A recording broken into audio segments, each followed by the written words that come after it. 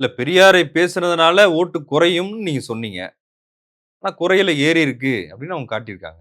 இல்ல. பெரியார் உங்களுக்கு ஒரு ஒரு ஒரு ஒரு ஒரு வானம் போன்ற ஒரு தலைவர். அவரை கொச்சைப்படுத்தல இவன் ஏன் சுகம் கண்டாங்கிறது தான் என்னுடைய கேள்வி. பெரியாரை கொச்சைப்படுத்துகிற ஒரு எச்சில் ராஜா இருக்கிற இடத்துல நீ உட்கார்ந்து இருக்கிறியா? பெரியாரை கொச்சைப்படுத்த உனக்கு முடியுமா? எச்சில்கள் துப்பி எரிமலை சாய்ந்திடுமா?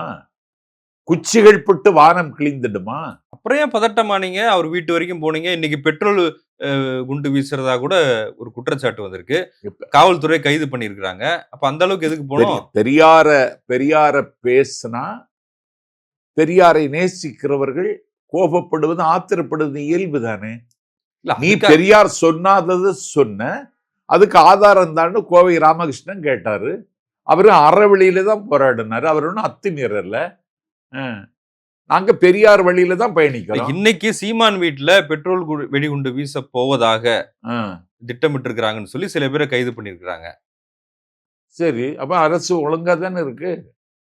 சட்ட ஒழுங்கு எவ்வளவு சரியா இருக்குன்னு தெளிந்து புரியலையா உங்களுக்கு? இல்ல அந்த செயலை நீங்க கண்டிக்க மாட்டீங்களா? அது கண்டிக்கப்படாது.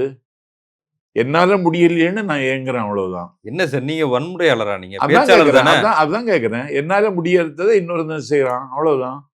இல்ல அது ஜனநாயகமா? ஜனநாயகம் இல்ல. சீமான் படிக்கணும்னு துடிக்கணுங்கிறது இல்ல, படிக்கணும். யாருடைய முகமும் சுளிக்காம ஒரு அரசியல் கட்சி தலைவர் பேசணும். பேசுற பேச்சு எல்லாமே முகஞ்சொலிக்கிற பேச்சு. இது என்ன பேச்சு? சீமான் உங்களுக்கு எரிச்சல் ஊட்டுறாரு. எனக்கு இல்ல, தமிழ்நாட்டு மக்களுக்கே எரிச்சல் ஊட்டுறாரு. என்ன அவரோட கம்பேர் பண்ணாதீங்க.